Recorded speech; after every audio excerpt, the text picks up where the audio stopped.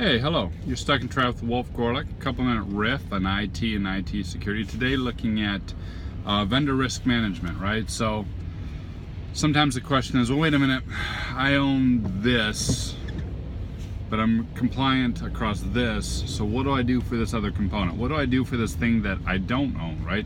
What do I do for this area of my network that is third-party managed, that is outsourced, that is software as a service, that's a cloud app, etc., etc.?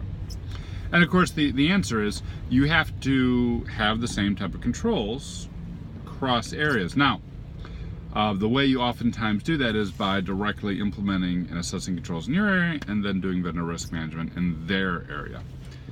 The tip to you is there's some interesting caveats about how to do that, and there's some very strong reasons why you should, even though we oftentimes think, man, isn't that just a spreadsheet exercise?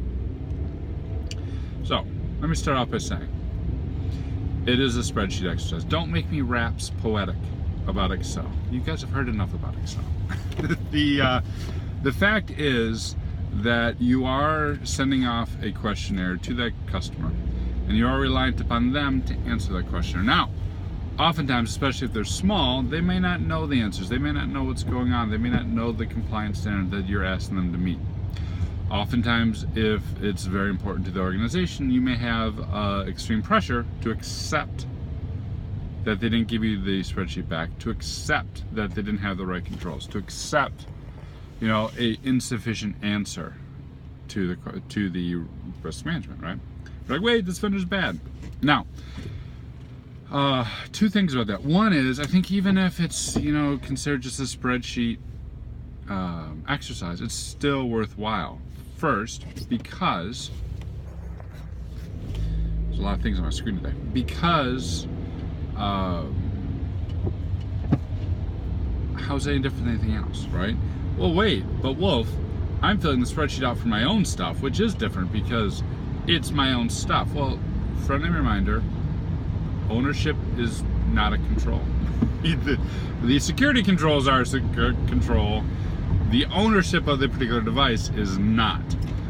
So that's important. B, how's it any different? You are reliant upon your internal experts to tell you the right information. Now, there are perhaps stronger cultural ties, stronger influence, right? There's a whole bunch of different things. Maybe trust your people more. There's cognitive biases in place, such as the IKEA effect, the halo effect, and the known factor. The sunk cost bias, all sorts of things that make you think, well, my people are good and my stuff is good, and the way that they filled out the spreadsheet, the way those other people filled it out, no. So put all that aside, there is still value in asking those questions, and it's still the same level of attestation, really, if your people tell you or someone else tells you, as long as it's actually being performed, obviously. Secondly, this helps everybody.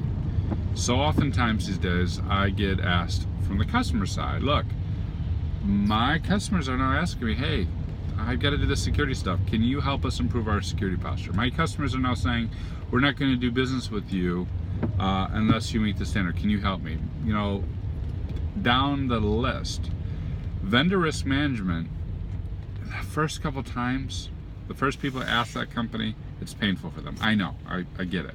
You asked, they didn't have it, there was a spreadsheet, it wasn't filled out, you had to have lots of calls, you get internal pressure.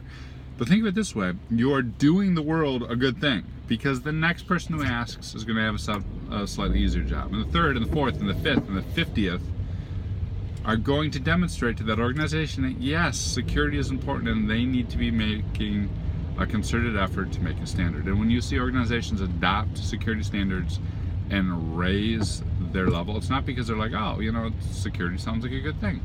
It's because it's protecting their business or they're growing their business.